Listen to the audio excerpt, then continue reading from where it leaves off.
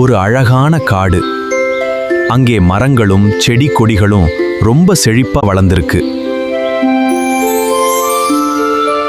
அந்த காட்டுல சின்னுன்னு ஒரு சின்ன ஆமை வாழ்ந்து வந்துச்சு.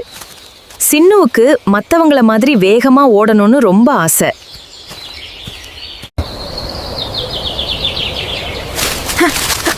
ஆனா பாவம், அதால எவ்வளவோ முயன்றும் வேகமா போகவே முடியல. அப்போ அங்க வந்த முயல் வேகமா தாண்டி ஓடி போச்சு.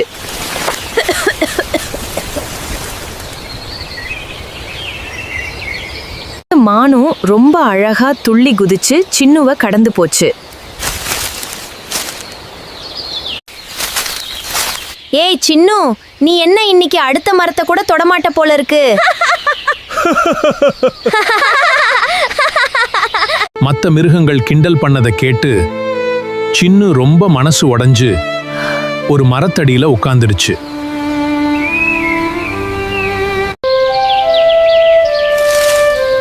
அப்போ அந்த மரத்து மேல இருந்த ஒரு வயதான ஆந்தை சின்னுவை பார்த்தது.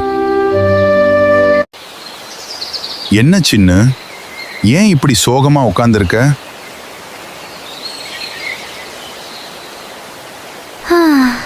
தாத்தா, எல்லாரும் எவ்வளோ வேகமா ஓடுறாங்க, என்னால மட்டும் ஏன் வேகமா போக முடியல?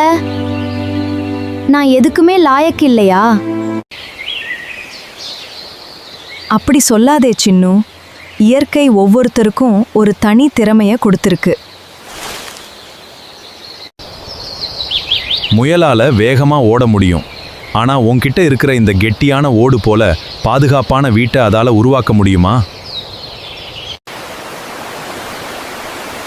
ஆந்தை தாத்தா சொன்ன வார்த்தைகள் சின்னுவின் மனசுக்கு ஒரு புது நம்பிக்கையை கொடுத்துச்சு. திடீர்னு ஒரு நாள் வானம் இருட்டி பெரிய புயல் மழை வர ஆரம்பிச்சது.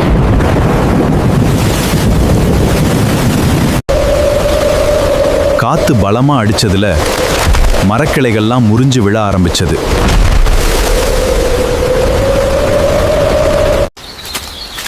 வேகமா ஓடுற முயலும் மானும் பயந்து போய் எங்க ஒளியறதுன்னு தெரியாம நனைஞ்சு நடுங்குனாங்க.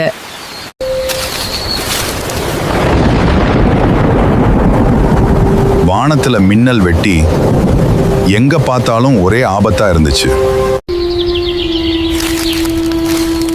ஆனா சின்னு கொஞ்சமும் பயப்படல.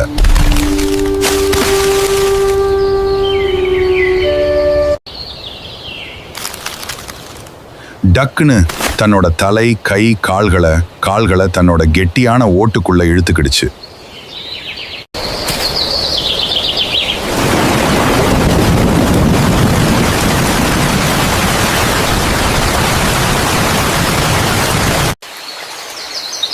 கொஞ்ச நேரத்துல மழை நின்னது.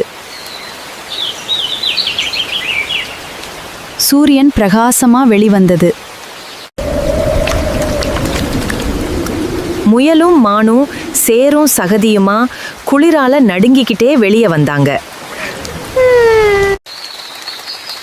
சின்னுவும் தன் ஓட்டுல இருந்து மெதுவா தலைய வெளியே நீட்டி ஒரு சொட்டு மழை நீர் கூட படாமல் பத்திரமா வந்துச்சு.